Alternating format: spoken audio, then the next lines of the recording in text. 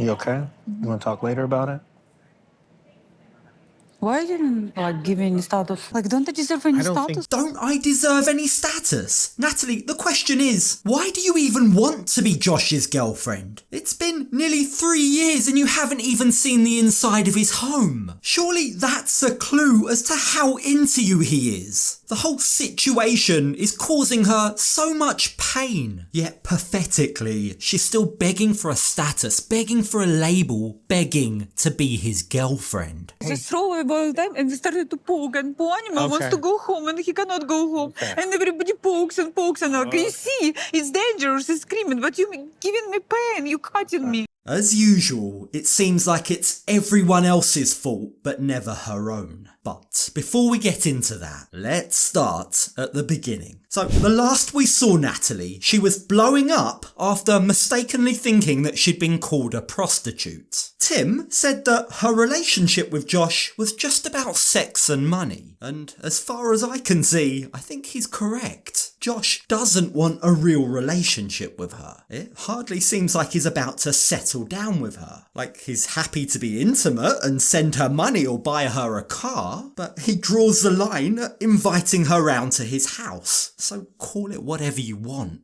And I don't care how it looks from your side. Nobody's disrespecting you. I feel like it's disrespectful. No, it is what he's putting. Like don't you hear? Natalie is visibly upset, and it's left to Chantel, of all people, to stick up for her, to tell the cast how they've disrespected Natalie. And all I'm going to say about that is Natalie must be in a really dire position if she has to rely on Chantel. Now, Chantel tells Josh that it sounds like he led Natalie on. It sounds like he made her think they'd have a relationship, when in reality he had no intention of doing so. If you want to help her, but you shouldn't sleep with her if you do not want the relationship with her. Yeah, it's been more casual. It's not casual, you can go. I don't need you. Okay, you come into back to my life. Relax. Look, I'm of the stance, and I've learnt the hard way with my wife, that you should never tell a woman to relax. But in this case, maybe we should make an exception. Natalie is on level 99. She needs to just tone it down a bit. But if Chantel's right, if Josh wanted to help Natalie, well, that's his prerogative. No one's forced him to do that. But choosing to sleep with her, knowing that she wants a relationship, that's cruel. But we're told the fact that he wants to help her isn't out of character for him. He will get into relationship with people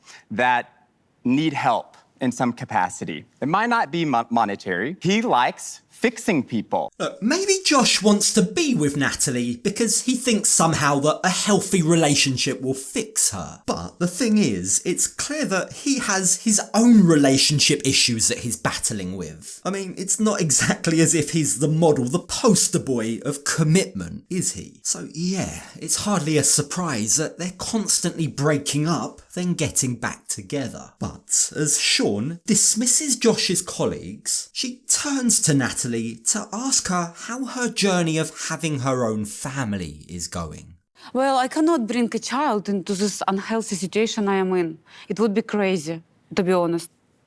You just can't me and give me no explanation. Okay, be honest. Hands up if you're as relieved as I am that Natalie knows that she's not in a position to have a child right now. Yeah, it's definitely a relief, especially considering she was seriously considering IVF. But Sean's question seems to trigger Natalie to begin attacking Josh again, and his reply is ice cold. And if you don't want a family with me, it doesn't mean you can take my time. Right. We're not even on the family topic. We're not even a couple right now. So what are we talking about? Josh is being intentionally obtuse here. Like, it's obvious what Natalie's trying to say. She's saying if he never really had any intention of trying to get in a serious relationship, of one day trying for their own family, then he shouldn't have wasted her time. But instead, Josh is pretending like he has no idea what she's talking about. He's trying to make her look like an idiot. Yeah, like I said, ice cold. Why don't I deserve a status, Josh? I'm a human being. You want me to propose to you? I don't understand what you need here. I was honest and devotion to you. I never gave you a reason to think bad about me, never. She wants to be called your girlfriend, Josh. If that's not what you want, just say it. I think Josh doesn't want to hurt Natalie's feelings by admitting he sees her as nothing more than a buddy. But the thing is, now he's just made her confused. She doesn't know where she stands. And to make matters worse, he's now gaslighting her. He's twisting it to make it seem like even she doesn't understand what she wants. Natalie, you're all over the place. You're all over the place. You never know, like, there's no definitive answer of, like, what you actually want. No, Josh, that's literally you. Look, Natalie's a lot of things, right? But you can't say that she hasn't been direct about what she wants. She wants a relationship, she wants a marriage, and she really wants kids. It's Josh that hasn't been able to admit that he doesn't want those things with Natalie, and yet he has the audacity to now twist it and blame her. Now, as the cast take a break, it's Debbie that adds fuel to the fire. But I know it's wrong to be called a charity case by Josh. You know what that means, a charity case? That means somebody poor that can't help themselves and just throw them some money. They call me charity case, yes? Yeah. I think this raises an interesting point. English isn't her native language. She does have some difficulty in both understanding and communicating in English. And in fact, when she learns what a charity case means, it causes Natalie to get emotional again. But, strangely, as she's crying, it's at this point that Tim tries to stick up for Josh. This is like the unpopular opinion. I like Josh. I get a good read off him, like he's not a bad guy. But he doesn't like me. He can be a great guy, just not with me. And there it is. It's finally sunk in with Natalie. Josh doesn't like her in the way that she wants to be liked and loved. But Tim gently reminds her that when she was in her accident and needed someone, it was Josh who took her call and dropped everything to be with her, to help her. So Josh does definitely care in some capacity. It's just that that capacity isn't enough to get married and have kids. And Chantel then gives Natalie some very Chantel advice.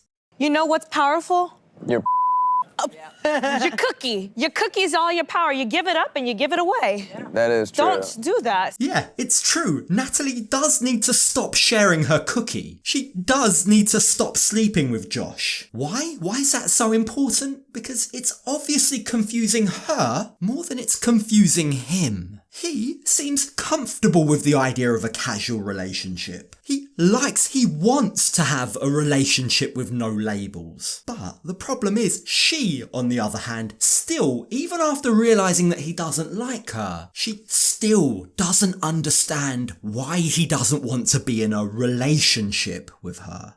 Why he cannot call me his girlfriend? What did I do? He's playing me like I'm a toy, like I'm a thing. Charity project, like I'm on my knees begging for his love.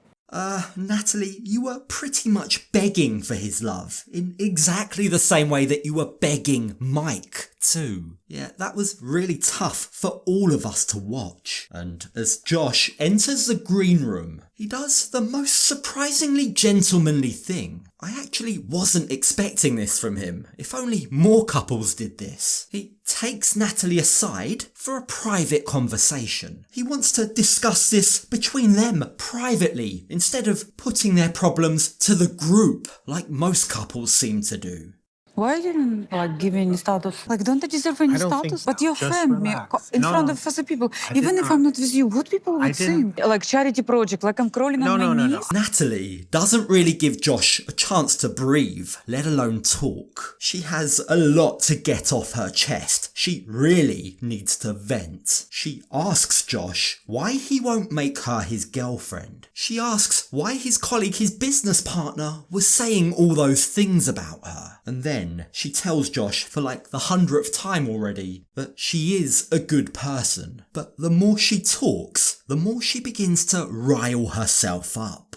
Just throw away all the time and started to poke and Anima wants to go home and he cannot go home. And everybody pokes and pokes and like, you see, it's dangerous, he's screaming, but you're giving me pain, you're cutting me. I think that what Natalie's saying is that all of her reactions have been in response to Josh's behaviour. But Josh has remained so calm throughout this tell-all that I find it difficult to buy. Like, we know he's pretended not to know what Natalie wants out of their relationship. In fact, he's given every sign that he doesn't really want to be in a relationship with her. So someone please explain why he says this to her. Let's stop now and let's focus on moving forward. Before we can be in a healthy relationship, we need to fix now. I cannot trust you. Josh, are you serious? This is exactly what everyone was talking about. This is Josh unable to walk away from something that he wants to fix. But more than that, this is Josh leading Natalie on. He's literally dangling the idea of a potential relationship in front of her as some kind of incentive. An incentive to try and be a better person. But the thing is, we all know it's not real. We all know he has no interest in settling down with her. He